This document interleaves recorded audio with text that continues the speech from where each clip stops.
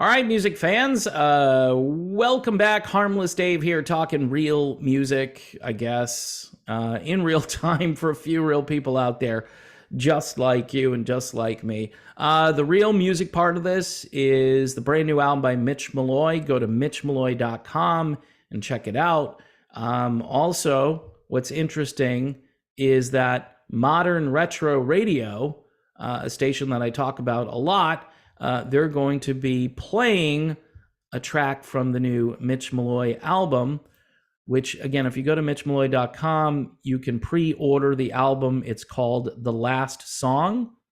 There's going to be vinyl as well. So if you want a vinyl copy of the album, you can pre-order that. I've heard the entire album. It is fantastic from start to finish.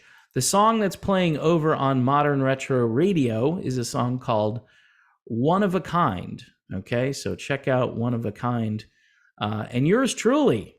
Yeah, I'm doing some voiceover work, and you may hear my voice, which is scary, over on Modern Retro Radio. So, I'm living vicariously through the guys over there who do a great job programming the station. When you go to the iHeart Media Industrial Complex for articles, this is what you get on the classic news, the classic rock news. Debbie Harry on being flashed by David Bowie. Most women would really die to be in that room. Now, as our culture kind of just goes off the rails, these kinds of stories, they can just be on a classic rock radio website. I mean, yeah, we're all adults, and we can read this stuff and decide if we care about what's being said. But this is the kind of material. This is on a classic rock website.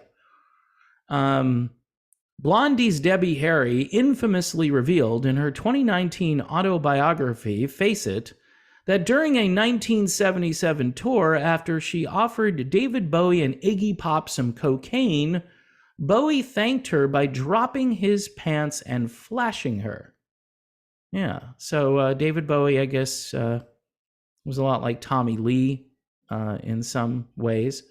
While some people may be offended by that, she scoffs at the idea that it was something she was upset about. No, why would you be offended? Why?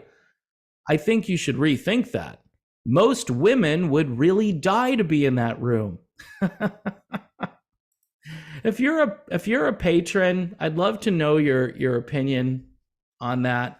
And by the way, you can sign up for Patreon, $1 a month, $2 a month. We have some conversations. Maybe I'll post a link to this video over there, and we could start a thread. If most women, she says, most women would really die to be in that room, she tells the UK Times, agreeing that it could be true about some men too. Great. So men want to be in there too. She notes, you have to consider the context. I was a consenting adult, shall we say. I believe that is really the borderline. Oh, okay. He just did it. And did he ask you prior if he could do that? In her book, Debbie Harry wrote of the experience. Now, this is going to get even worse. David's size was notorious, of course, and he loved to pull it out with both men and women.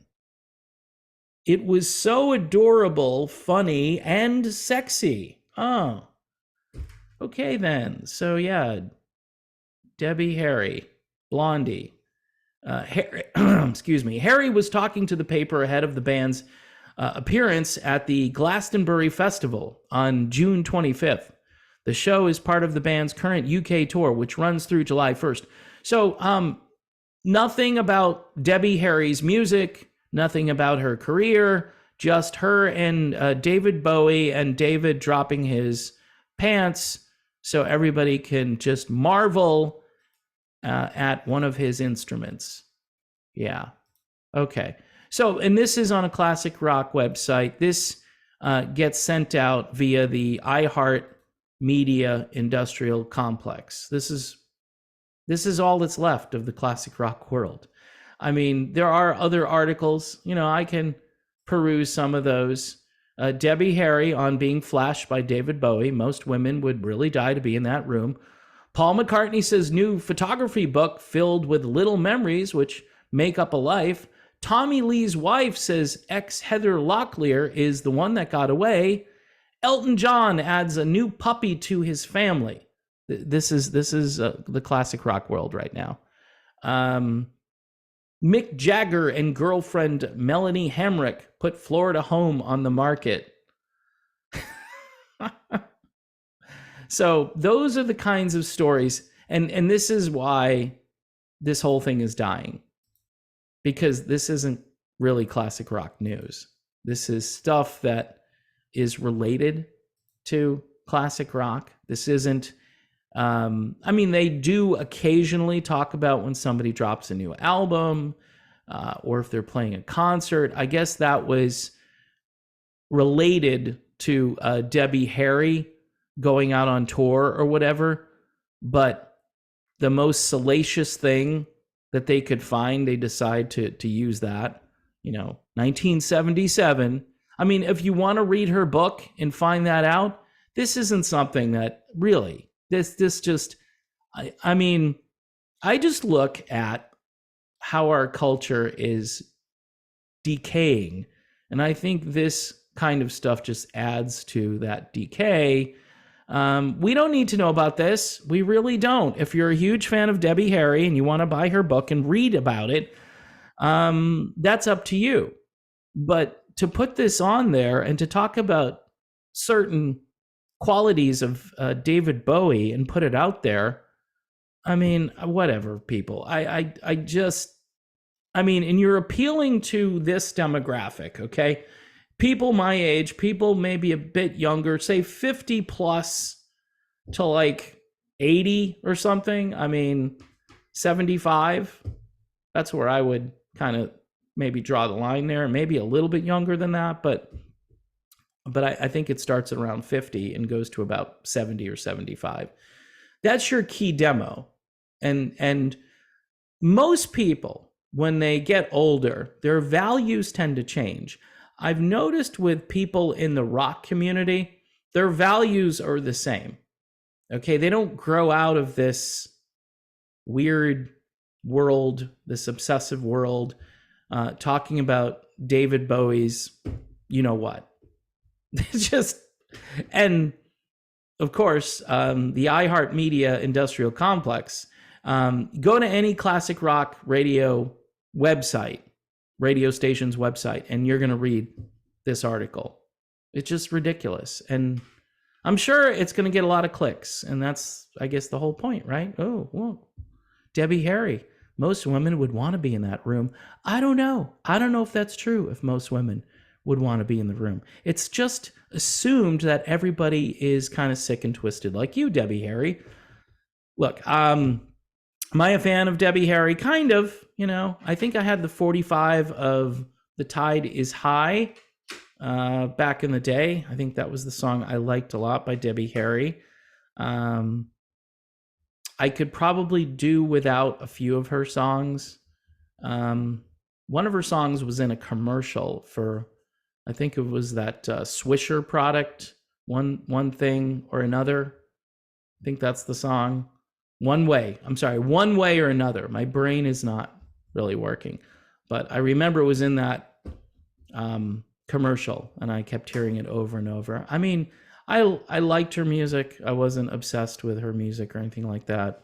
But anyway, folks, that's just a great article. Top quality classic rock news for you there.